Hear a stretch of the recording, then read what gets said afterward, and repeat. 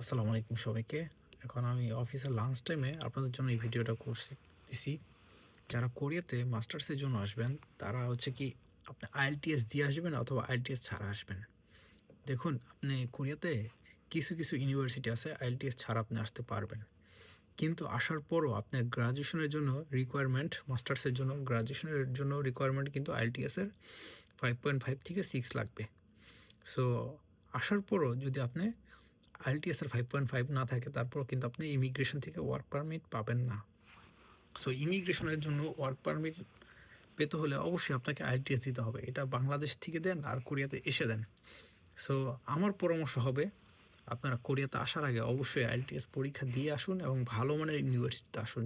যদি আপনি একটা ভালো মানের ইউনিভার্সিটিতে আসতে পারেন, তাহলে হচ্ছে আপনার ইন ফিউচার আপনি ভালো গেইন করতে পারেন, ভালো একটা অফিসে ভালো একটা পজিশনে যেতে পারেন, ভালো জব পাবেন। কিন্তু যদি আপনি আইএলটিএস ছাড়া একটা নিম্নমানের ইউনিভার্সিটিতে আসেন, আপনি গ্র্যাজুয়েশন করতে পারবেন, কিন্তু আপনার কোনো ভালো ফিউচার আপনি পাবেন না কোরিয়াতে, কোনো ভালো অফিসেও চাকরি পাবেন না। সেক্ষেত্রে আপনার পুরা ডিগ্রি প্লাস সময়, দেখেন আপনার টাকা তো চলে যাবে, টাকা কিন্তু আবার আসবে। কিন্তু আপনি যে সময়, মূল্যবান সময় চলে গেল, সেই মূল্যবান সময় কখনো আপনি ব্যাক পাবেন না। তা আমার পরামর্শ হচ্ছে অবশ্যই আপনারা ভালো ইউনিভার্সিটিতে আসুন এবং আইএলটিএস দিয়ে আসুন, এবং এসে যেন আপনাকে কোরিয়ায় এসে যেন ইংলিশের স্কিল যেন প্র্যাকটিস করতে না হয়।